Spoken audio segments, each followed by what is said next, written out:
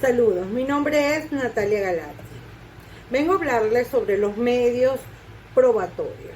Estos son todos los métodos de recolección de pruebas que se utilizan en una corte. El juez determina su sentencia dependiendo de si las pruebas son concluyentes o no para el acusado. Los medios probatorios contienen condiciones de prueba que son las actividades entre el juicio y los involucrados, e incluye documentos, testigos y juramentos. También son aquellos elementos que se utilizan en un juicio con el fin de aportar información que permitan verificar la veracidad de los hechos expuestos por las partes y llegar a una decisión justa. Una definición según Santana, al hablar de los medios probatorios, establece que son un instrumento previamente reglamentado para incorporar al juicio fuentes de pruebas que permiten reconstruir el acontecimiento. Ese instrumento tiene que ser idóneo, lo cual apunta a una admisibilidad dentro del sistema procesal y regularmente realizado, lo que señala que todo medio está reglamentado en su realización. Los medios e instrumentos probatorios están preestablecidos, aun cuando sean permisibles y restringidos. Su objeto es verificar los hechos o afirmaciones de un acto jurídico, aportando elementos que permitan conocer la verdad de los hechos controvertidos. En cuanto a la clasificación de los medios probatorios, existen dos escuelas, la italiana y la española. La escuela italiana, por un lado, clasifica los elementos probatorios en directos e indirectos. Los medios probatorios directos son aquellos que demuestran directamente el hecho o disputa. Por ejemplo, una fotografía, un video o testimonio presencial. En cuanto a los medios probatorios indirectos, permiten inferir la existencia de los hechos en disputa, como por ejemplo un recibo que acredite un pago y permite inferir que hubo un contrato entre las partes. En la escuela española clasifica los medios probatorios en documentales, testimoniales, periciales e inspección judicial.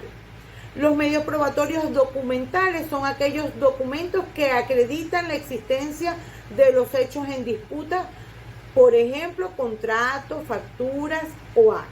Los medios probatorios testimoniales son aquellos que se aportan mediante el testimonio de una o varias personas que han presentado o tienen conocimiento directo de los hechos en disputa. Los medios probatorios periciales son aquellos que se aportan mediante la opinión de un experto en la materia, que puedan asesorar al juez en cuestiones técnicas, científicas o artísticas. Por último, tenemos la inspección judicial o inspección ocular, que es el medio que permite al juez examinar directamente la cosa o lugar objeto del litigio para conocer su estado y características. En la legislación venezolana, los medios de prueba están regulados en el Código de Procedimiento Civil. Los medios de prueba pueden ser documentales, testimoniales, presunciales, indiciarios, periciales e inspección judicial. También se permiten las pruebas informáticas y electrónicas. Las pruebas documentales son aquellos que consisten en documentos o escritos que pueden ser exhibidos ante un juez para probar un hecho. Los testimoniales son los testimonios o declaraciones de una o varias personas que han presenciado o conocen el hecho objeto del juicio. Los presunciales son aquellas pruebas que se basan en presunciones, es decir, en la aplicación de reglas legales que dan por cierto eventos ante la falta de pruebas directas. Los indiciarios, conocidos también como pruebas circunstanciales, Se refiere a pruebas indirectas que permiten inferir la existencia de un hecho. Periciales son las pruebas realizadas por expertos en ciertas materias que pueden contribuir a esclarecer los hechos materiales del juicio. Inspección judicial es la prueba que consiste en el examen y evaluación por parte de un juez de los bienes o lugares en los que se encuentran las pruebas o hechos objetos de juicio. Además, en la legislación venezolana también se permiten las pruebas informáticas y electrónicas, las cuales pueden ser presentadas como medios de prueba para poder demostrar una determinada situación o hecho. La oportunidad procesal para aportar los medios probatorios depende de la jurisdicción por la materia. En el proceso civil, las pruebas se aportan en la etapa de promoción de pruebas, en el proceso penal, en la etapa de investigación, y en el proceso laboral, en la etapa de juicio. En cuanto en el proceso civil, la promoción de pruebas, esa es una etapa donde ambas partes tienen la oportunidad de ofrecer las pruebas que consideren necesarias para demostrar sus pretensiones. En el proceso penal, en la investigación, es la etapa en la que se recolectan las pruebas que permitan la acusación del imputado y su posterior defensa. Y en el proceso laboral, la etapa de juicio es aquella donde las partes tienen la carga de probar las afirmaciones que realizaron en la demanda y en la contestación respectivamente. Es importante destacar que en cada jurisdicción el proceso para aportar las pruebas varía en cuanto a cómo se ofrecen, cuándo se presentan y cómo se valoran. En la legislación venezolana, la obligación que tiene cada parte de probar los hechos que alega, la carga de la prueba recae sobre quien invoca un hecho con el objetivo de que éste sea considerado por el juez o tribunal competente.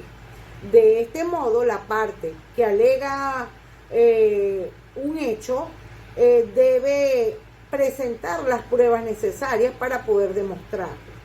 Si la carga de la prueba no se cumple, el hecho no puede ser tomado en cuenta en la decisión del juez o tribunal. Cabe señalar que la carga de la prueba puede desplazarse a la parte demandada o al demandado en algunos casos, como por ejemplo cuando se trata de un hecho de su poder o cuando hay una presunción legal que establece la inversión de la carga de la prueba. Entre los requisitos de las pruebas judiciales tenemos pertinencia, legalidad, utilidad, veracidad, conducencia y oportunidad.